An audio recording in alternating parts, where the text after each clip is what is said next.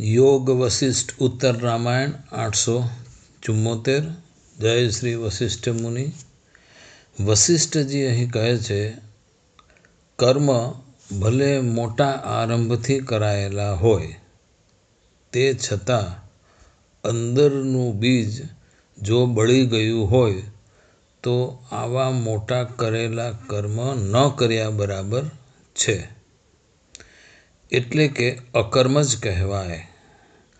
આવા કર્મની અંદર કર્મ કરનારો કરતા બચ્યો જ નથી. ન કરતા છતાં કર્મ થયું છે, તથા કર્મફળ ભોગવનારું પણ ક્યાંય દેખાતું નથી, એના અણસાર નથી આવતા. આવા કરેલા કર્મની આસક્તિ કોને ભાગે જાય? અહીં ભોગવાયેલા ભોગ કોણે ભોગવા? માત્ર ક્રિયા થઈ છે યાંત્રિક. કર્મેન્દ્રિયોએ ક્રિયા કરી, વિશેષ ઇન્દ્રિયોએ યાંત્રિક ભાગ ભજવ્યો. મગજના ન્યુરોન્સને માલિકી માટે હુંકાર કરવા કોઈ પ્રશ્ન ઊભો કરાયો નથી. પ્રત્યુત્તરમાં મગજના ન્યુરોન શાંત થઈ પ્રતિભાવ આપતા જ નથી. અહીં બીજ રોપવાનું કે અંકુર ફૂટવાનું કાર્ય થતું નથી, થશે નહીં. ફળને ભોગવટા માટે પુનર્જન્મ લેવા નિયતિ ઊભી થતી નથી. જ્ઞાન વડે કર્મત્યાગ થઈ જતા કર્મફળનો પણ અનાયાસ ત્યાગ થઈ જાય છે. આ જીવનમુક્ત પુરુષ, વિદ્વાન, જ્ઞાની ક્યાં રહે છે, કેટલો સમૃદ્ધ છે, તે તો સમ થઈ જગતમાં સંસારમાં રહે છે, સમતા સાથે.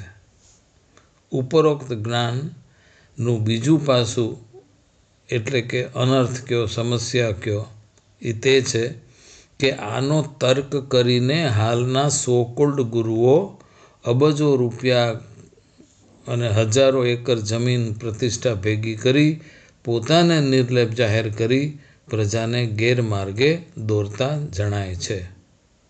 વશિષ્ઠજી આગળ કહે છે કે જો કોડિયામાં તેલ જ ન હોય તો દીવો ક્યાં સુધી બળી શકે? આમ અજ્ઞાનનો નાશ થઈ જવાથી જે ત્યાગ ઊભો થાય છે, ભોગતા અહંકાર રૂપે અનાસક્ત હોય જે ત્યાગ ઊભો થાય છે, આગળ કોઈ ઘટના ચિત્રને લંબાવવા વ્યક્તિત્વવાળું રહેતું નથી. કોઈ વ્યક્તિત્વ ત્યાં રહેતું નથી જે આ ઘટનાને આગળ લંબાવે. જગત મિથ્યા જ છે તેનું જ્ઞાન થાય છે. આ જ્ઞાન જ જીવ ચૈતન્ય રૂપ કળાનું મૂળ હોવાથી આ ત્યાગ જે છે, કરેલો ત્યાગ, એ સિદ્ધ થાય છે. જે ભ્રાંતિ ઊભી થઈ હતી કે આ દેખાતું દ્રશ્ય તથા ભોગવાતું જગત, આ શરીર તથા તેની સાથે જોડાયેલી ઇન્દ્રિયોનો એની થકી અનુભવ્યું તે શરીર પણ સમજ સાથે શાંત થાય છે. એટલે આ દેખાતું દ્રશ્ય જગત, ભોગવાતું જગત, આ શરીર, એની સાથે જોડાયેલી ઇન્દ્રિયો, જેના થકી અનુભવ્યું આ શરીર પણ સમજ સાથે શાંત થઈ જાય છે. તે શાંત થતાં બાદ બાકીમાં જે વધે તે શુદ્ધ ચૈતન્ય જ રહે છે અને તે જ આપણું સ્વયંનું સ્વરૂપ છે. જો પુરુષને પોતાના દેહ તથા પોતાનું પણું, એનો ભ્રમ શાંત થયો જ નથી તો તેને શાંતિ મળતી નથી. તેને નિવૃત્તિ ક્યાં કર્મથી? પણ તેનો ત્યાગ પણ ભૌતિક હોય છે, એટલે સિદ્ધ થાય નહીં. એટલે આ અહંકારનો નાશ જ તે જ માત્ર જ્ઞાન છે, જે મમતા, આસક્તિ એવા રૂપે જ જગતનો પણ નાશ કરાવી દે છે. આ જ્ઞાન. હવે જ્ઞાનીને સામે દ્રશ્ય જગત તો છે, પરંતુ જોવાની દ્રષ્ટિ પાવન થઈ જતા જગત હોવા છતાં જગતનો બાધ થઈ જાય છે. વશિષ્ઠજી કહે છે, માત્ર આટલા પ્રયત્નથી જ મોક્ષ મળે. વશિષ્ઠજી કહે છે વશિષ્ઠજી કહે છે, માત્ર આટલા જ પ્રયત્નથી મોક્ષ મળી શકે. આમાં કંટાળવા જેવું ક્યાં છે? શું છે? આ કરવા જેવું છે. આ કરતાં સંસારનું કાર્ય થઈ શકે. આ ચોક્કસ કરવા જેવું છે. હું શરીર નથી, દેહમ નાહમ, એટલે કે હું દેહરૂપ છું. એ ભ્રાંતિ જે છે એ નષ્ટ થતાં જ પરમ ચૈતન્ય સિવાય કાંઈ શેષ રહેતું નથી.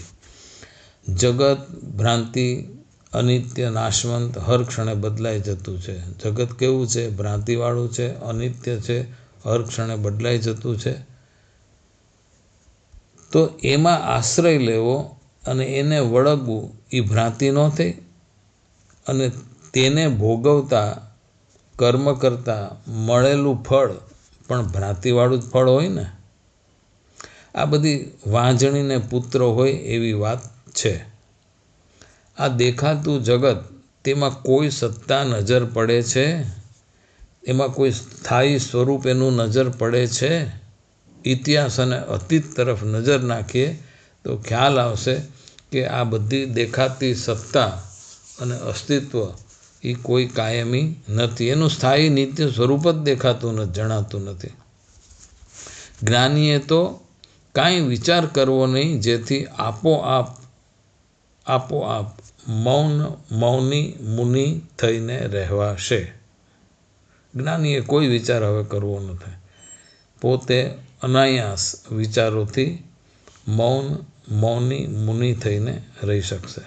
સંસારમાં, જગતમાં હું અને મારું એવો અહંકાર મનમાં ફૂટે ત્યાં જ ત્વરિત જ્ઞાન થઈ જવું જોઈએ કે આવી કોઈ વસ્તુ હાજર નથી, અસ્તિત્વમાં નથી, જેના પર હું અને મારું હું છાપ લગાડી શકું. પછીથી કોઈ અનર્થમાં સરી જવાશે નહીં અને શોક કરવો પડશે નહીં. આમ આ અહંકારનો ભાવ જ ત્યાગી દેવો, સાથે દ્રઢ મનોબળથી બ્રહ્મરૂપ પરમપદનું અવલંબન કરવું.